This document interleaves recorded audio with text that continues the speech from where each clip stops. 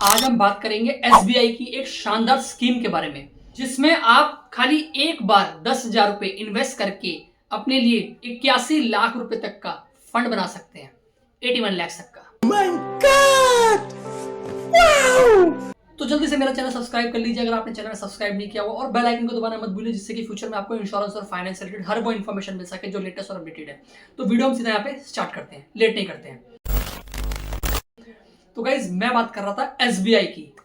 तो दोस्तों, अगर आपको आने वाले टाइम में कुछ फंड की जरूरत पड़ने वाली है, जैसे कि अगर बच्चों की शादी करनी हो, उनका पढ़ाई का खर्चा, एजुकेशन का खर्चा, या आप अपनी रिटायरमेंट के लिए एक अमाउंट चाहते हैं, जो फंड चाहते हैं जो आपके रिटायरमेंट के टाइम पे आपको हेल्प कर सके, तो ये वीडियो आपके लिए है।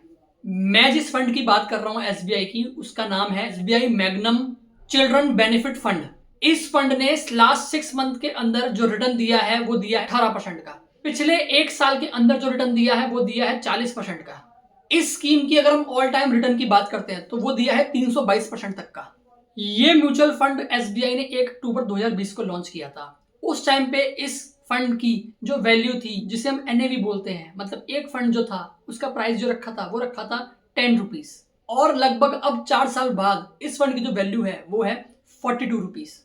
अब आप ये खुद ही देखिए कि अगर हम 1 लाख रुपए 1 अक्टूबर 2020 को इस फंड में लगा देते तो हमारे जो पैसे आज के टाइम पे लगभग 4 साल के बाद जो अमाउंट होता वो होता 4 लाख रुपए। अब आप मुझे बताइए कि अगर आप यही अमाउंट किसी एफडी या किसी और ऐसे फंड में आप इन्वेस्ट करते, क्या वो 4 साल के अंदर 1 लाख रुपए को 4 लाख तक पहुंचा पाते? उसको 4 लाख तक क्या, उसको 2 लाख तक पहुंचने के लिए भी 10 साल लग जाते।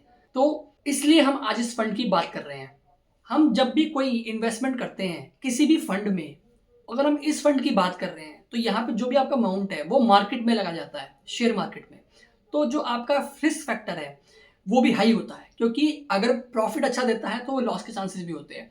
तो आप कोई भी इन्वेस्ट करें, हर चीज देख के, सोच के, समझ कर ही आप इन्वेस्ट करें।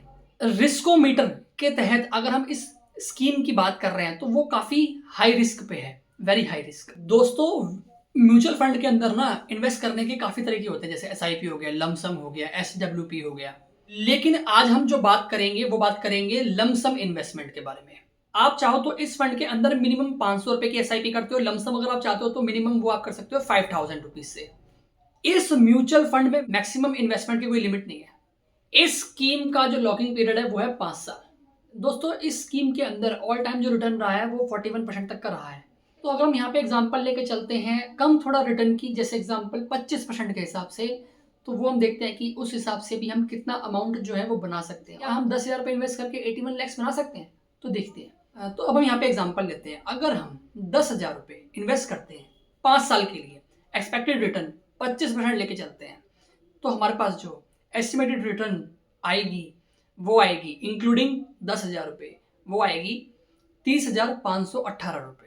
और अगर हम यही सेम 10,000 रुपये 5 साल की बजाय 20 साल कर देते हैं, मतलब 10,000 रुपये अगर हम 20 साल के लिए इन्वेस्ट कर देते हैं 25% रिटर्न के हिसाब से, जो हमारे पास एस्टिमेटेड रिटर्न मिलेगा इंक्लूडिंग 10,000, वो हमें मिलेगा 8,67,362 रुपीज।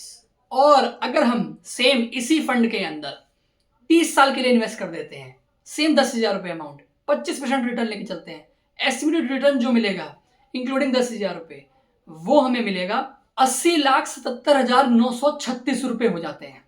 तो दोस्तों, मात्र 10,000 रुपये इन्वेस्ट करके 25% के रिटर्न के हिसाब से आप 30 सालों के अंदर 81 लाख रुपए तक बना सकते हैं, 81 लैक्स। अब कुछ लोग बोलेंगे कि 25% रिटर्न तो आता ही नहीं है, 25% से भी ज्यादा रिटर्न म्यूचुअल फंड देते हैं। तो गाइस, कैसा लगा आपको मेरा वीडियो आज का एसबीआई का ये एक फंड? अगर आपको अच्छा लगा हो तो आप लाइक कर सकते हैं चैनल को।